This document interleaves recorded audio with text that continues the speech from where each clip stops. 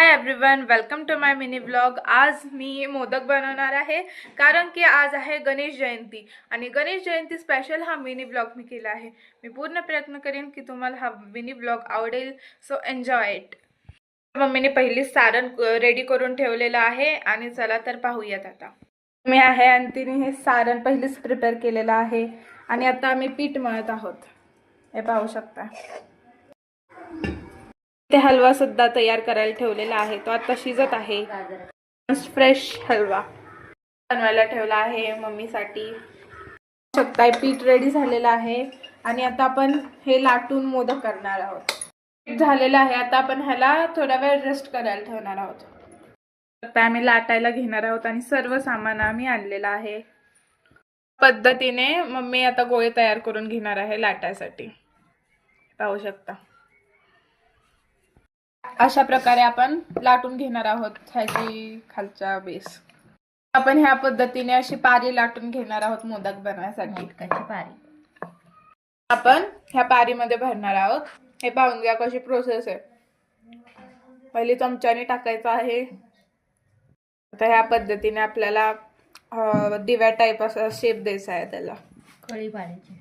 कळी पाडायची। कळी साधारण 9 किंवा 11 कळी, साधारण 9 किंवा 11 कळी पडली पाहिजे।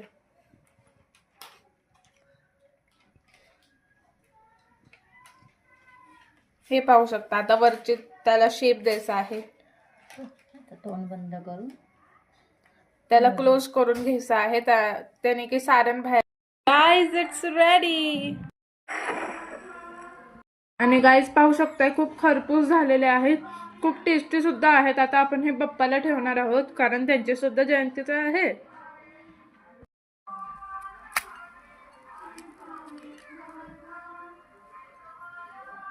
गाइस, आता आपण तो बनवलेले मोदक आपण गणू बाप्पाला ठेवूयात। मम्मी आता गणू बाप्पाला मोदक ठेवणार आहे।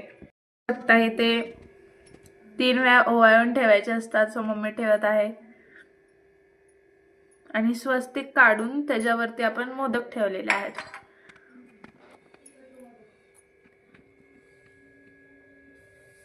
आता आम्ही आरती करणार आहोत, हे बघू शकताय।